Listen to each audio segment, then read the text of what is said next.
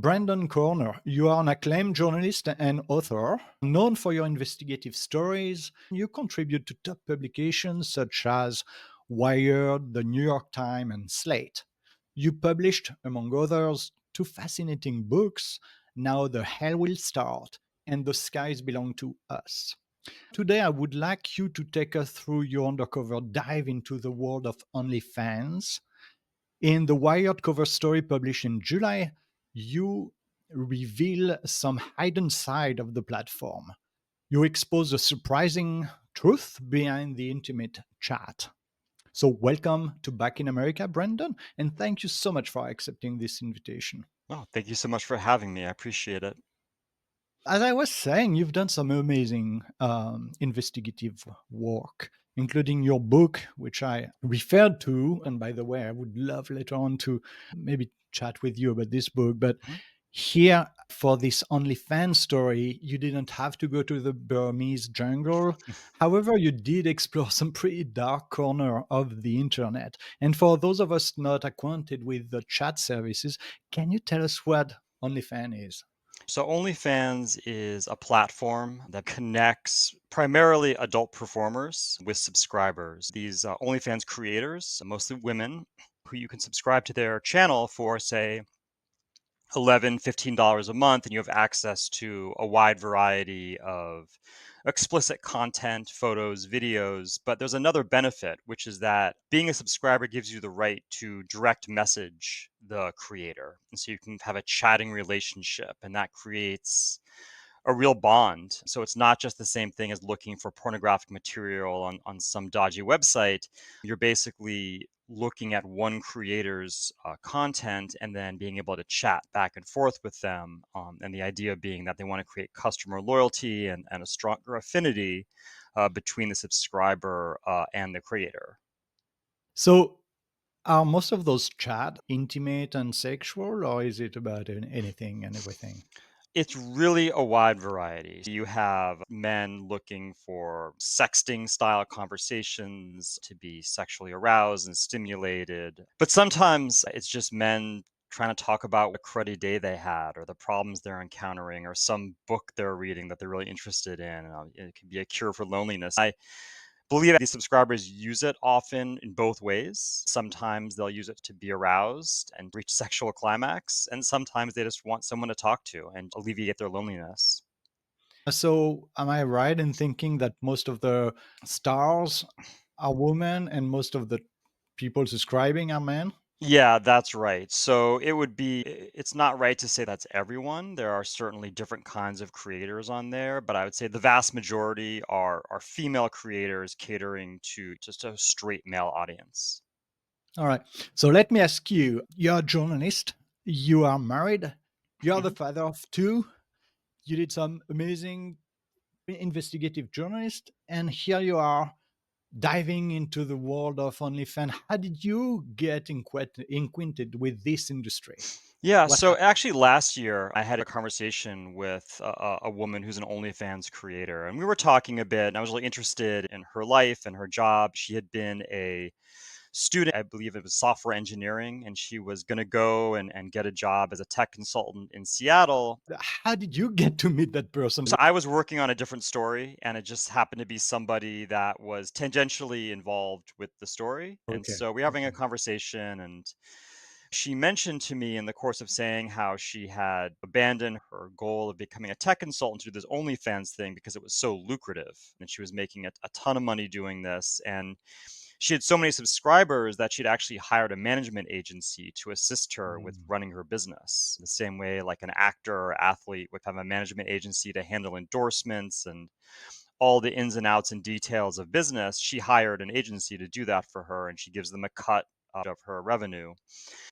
That was expected. One thing she mentioned to me is one of the really nice parts, or maybe the nicest part, is that this management agency provides her with chat specialists that essentially that instead of her having to respond to all these direct messages from her subscribers, those messages go to a team of contractors based in Mexico, and they respond by impersonating her. When I thought about it, of course, that makes sense. Really Yeah. successful OnlyFans models have so many subscribers, they couldn't possibly keep pace with all the contacts they get. But I was really interested as someone who is a writer, what kind of creative challenge is this for someone who is a freelancer, maybe in a different country, maybe doesn't speak English as a first language, has to impersonate this model so perfectly that the subscriber never doubts they're really talking to the real McCoy. So that's what sparked my interest in this Okay. world.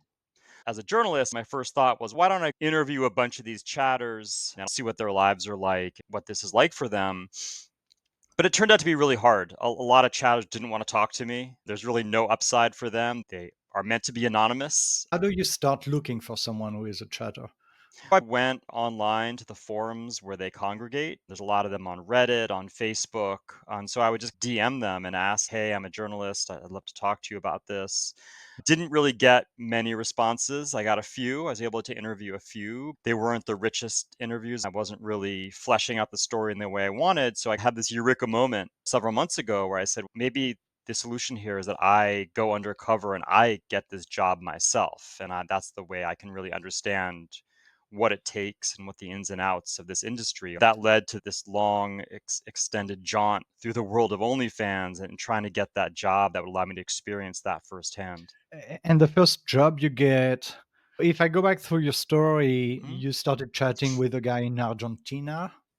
Yeah, it was And actually this is one of the chatters. It's actually a woman that I was able to oh, chat okay. with in Argentina. She was probably the best interview. I would have loved to have written about her more. She was really interesting. She's someone who actually I met her through Reddit, and she had actually made a post on Reddit about a really negative experience she'd had with a management agency. So the agencies hire the chatters. One thing I should emphasize is that as a chatter, you have no contact with the creators or the models. Everything is through the agency. And so she'd been hired by an agency and they had treated her really badly.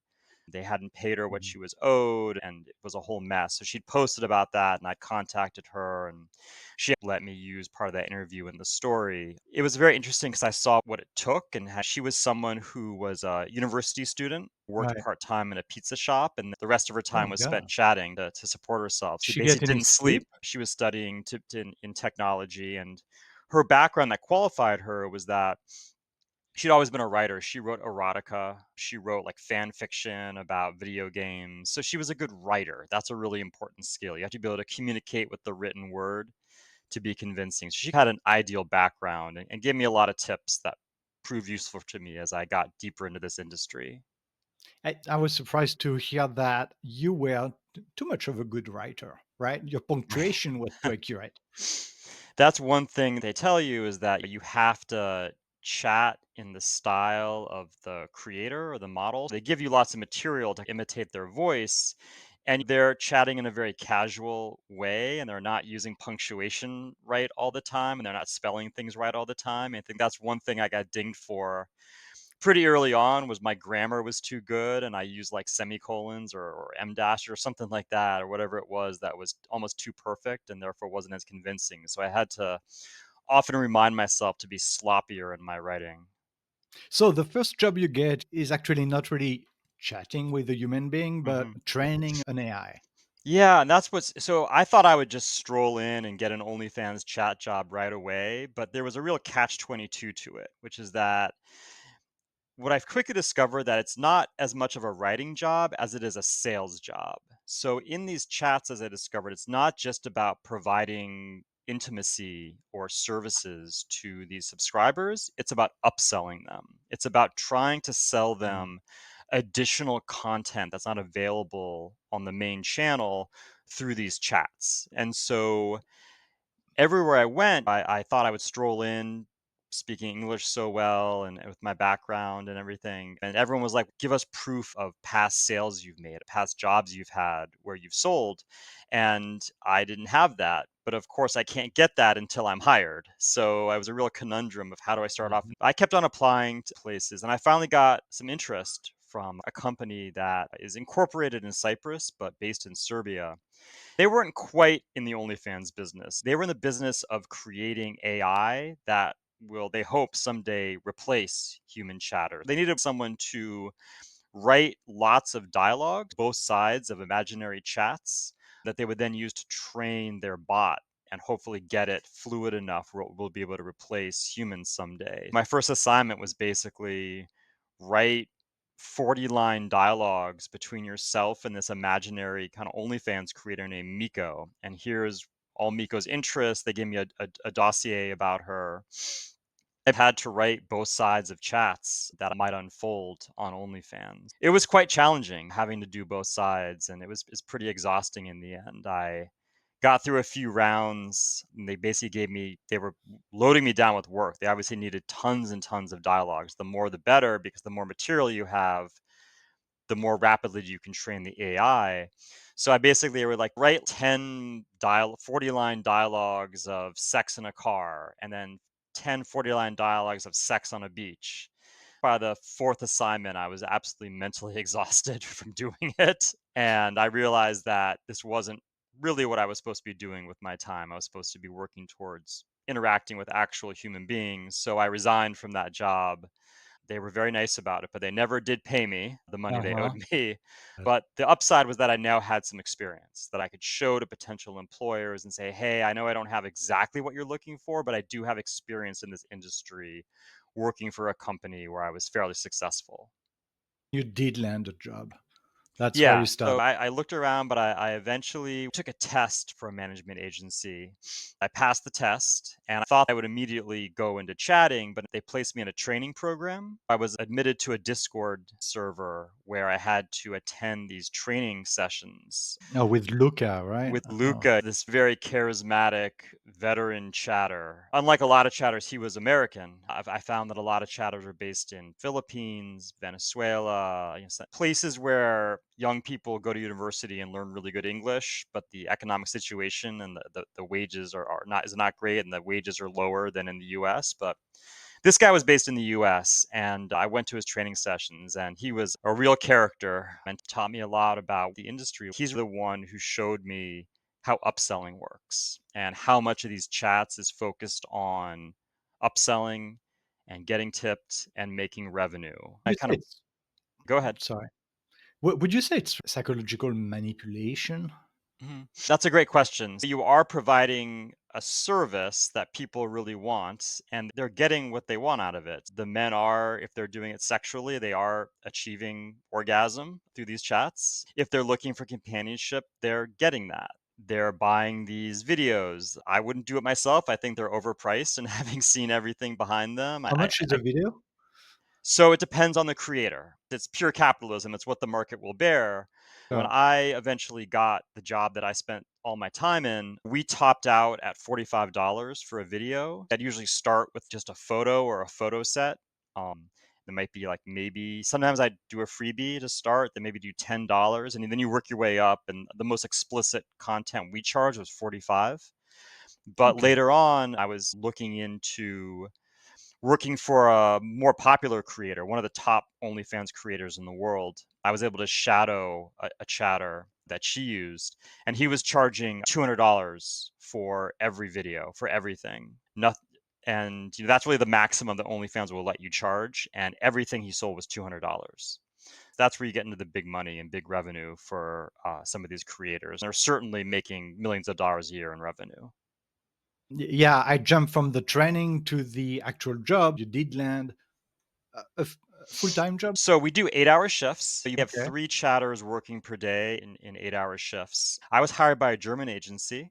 It's a place that I had actually applied to early in the process and that I had seemed promising, but then I hadn't heard from them for a while. And I guess they had a hole in their calendar. Someone had probably resigned or quit. They had an 8-hour shift. It was the night shift. So it was not the worst shift, but it was 4 till midnight was the shift that I took. And yeah, they basically threw me in the deep end almost right away. They sent me a dossier, I think it was 12 pages that included a Q&A with the creator. And so I knew what her likes and dislikes were.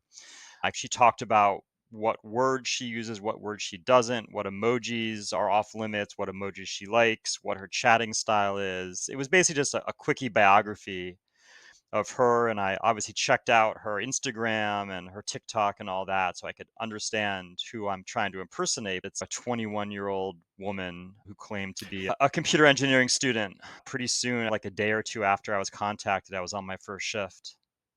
How does it feel? Is it intimidating to start chatting with someone faking to be a 21-year-old woman?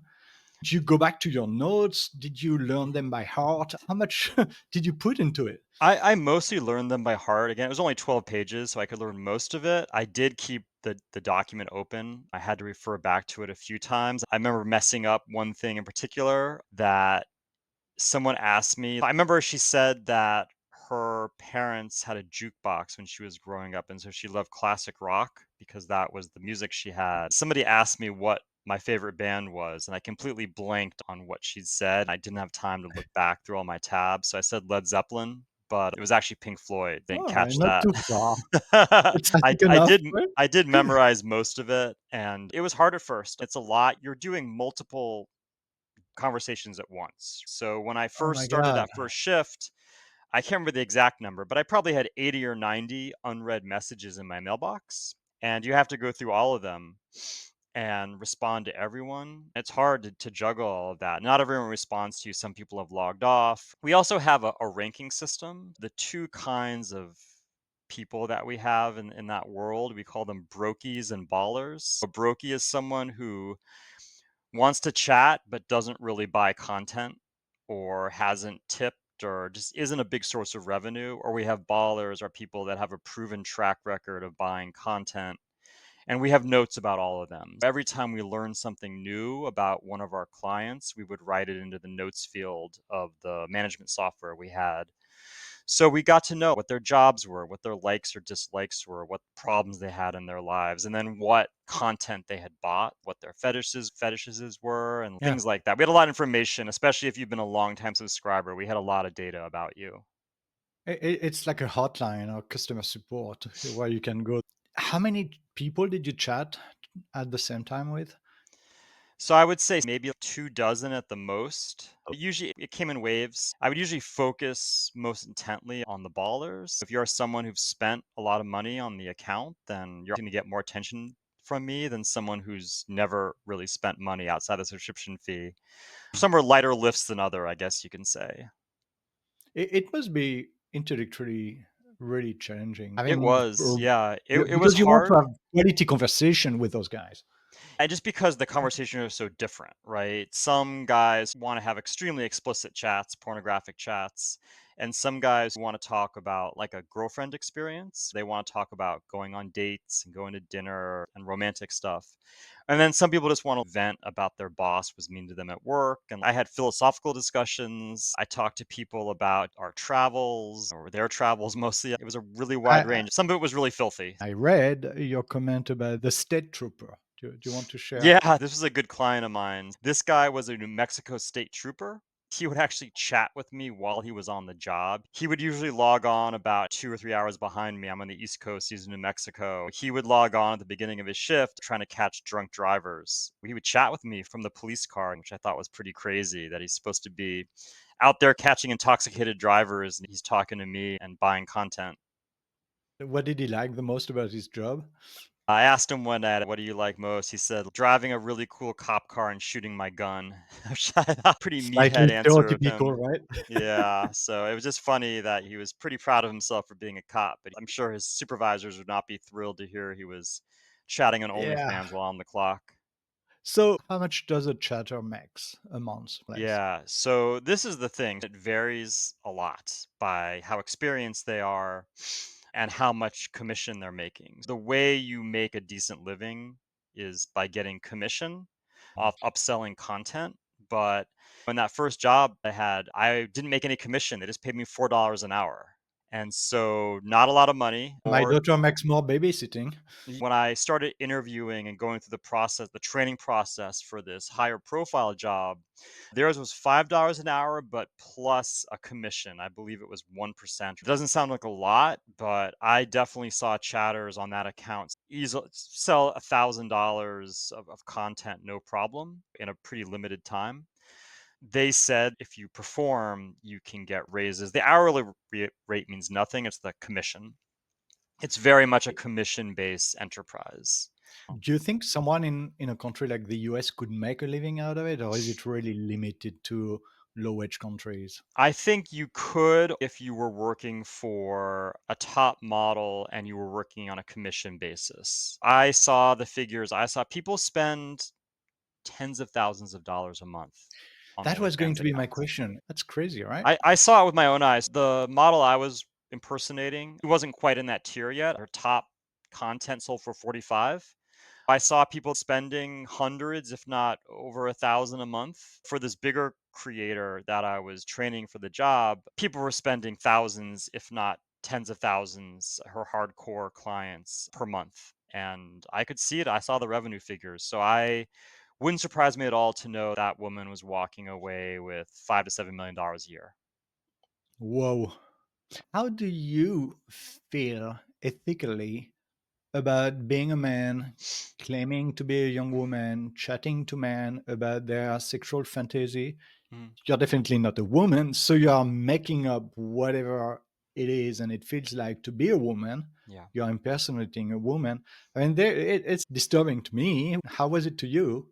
It could be emotionally harrowing at times. I think the ethical question, my job as a journalist is to reflect the world and show what the world is really like. And so this is what this world is really. The fact I was doing this in service of that, I didn't really have an ethical problem with it. I think there is a question, is this fraud? Is this fraudulent? Are people, you mentioned psychological manipulation earlier. I think that the flip side of that is like, would they not give the money if they knew that the people they're chatting to are not the person they see on their screen? In fact, one of the ways I wrap up the story is I talked to a class action attorney who's in the planning phases to sue both OnlyFans, the platform, and some of the big management agencies. It's a class action fraud suit on behalf of subscribers, saying these people have an expectation that they're actually talking to and being stimulated by the people they see on the screen, and there's no honesty about who's really doing the chat, and there's no transparency. I think the flip side of that, and I thought about this a lot, and I don't have a great answer. When I chatted with these men, some were definitely strange individuals and eccentric, but a lot of them just seemed like normal,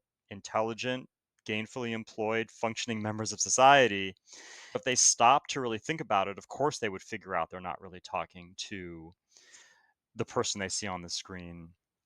I think a lot of Yeah, them know it on some level and just yeah. don't really put any mental bandwidth towards it because this relationship they've developed is important to them.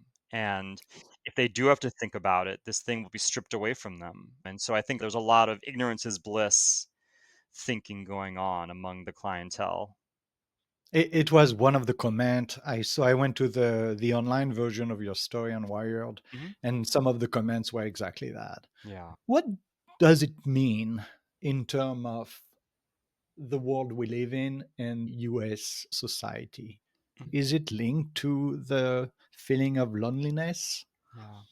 I think that we're in an era where parasocial relationships have become so important to the way we define ourselves. There is loneliness. I think that something has happened in society now that we're intermediating so much of our lives through the same kind of communal connections that we used to. I think people are less comfortable in public spaces and less comfortable in establishing rapport with people in the physical world.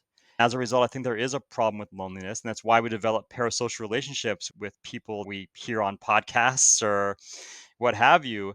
And this is taking it a step beyond where it's not like just you don't have just have to imagine a relationship with this person on the screen. We're giving you context. We're giving you much more of an emotional connection through these chats. So it's capitalizing on the advent of the parasocial relationship and making that bond even more intimate through the chatting. Certainly, I think it's a problem that we have. I think we've gotten away from where flesh and blood relations matter. We have these relations instead. And I would say they are more problematic because they become more abusive or exploitative because you can't look the person in the eye and get to know them in the same way as you could 10, 20, 30 years ago. When you think about it, you have some kind of communication and exchange, but it's not even with the person you think you're having it with. Absolutely. I did feel emotion. And there's a couple times when someone would chat with me and I'd feel, wow, I'm moved by what you said, or you made me think in a different way. And I feel an emotional connection, but I can never press forward with that or really say what's on my mind because I'm pretending to be somebody else. It was disorienting. I talk in the story about one time I'm a father, and one of my clients was a truck driver who was a single dad. And he was saying that he was exhausted because his son, very young, I think maybe 2, 3 years old or something like that, had been up all night with night terrors. He was beside himself because he couldn't comfort his son. All I wanted to do was talk to him about being a dad and being a dad of slightly older kids and how you'll get through this, and talk about things that were meaningful to me on a personal level. It was frustrating and sad that I couldn't do that because I was really there to sell him stuff. And you were a 21-year-old woman. And I was a 21-year-old woman. And so what will happen once they switch to AI chatbot, right? I mean, at least you're a human being chatting with other humans, Yeah. but replace it with an AI. What happens?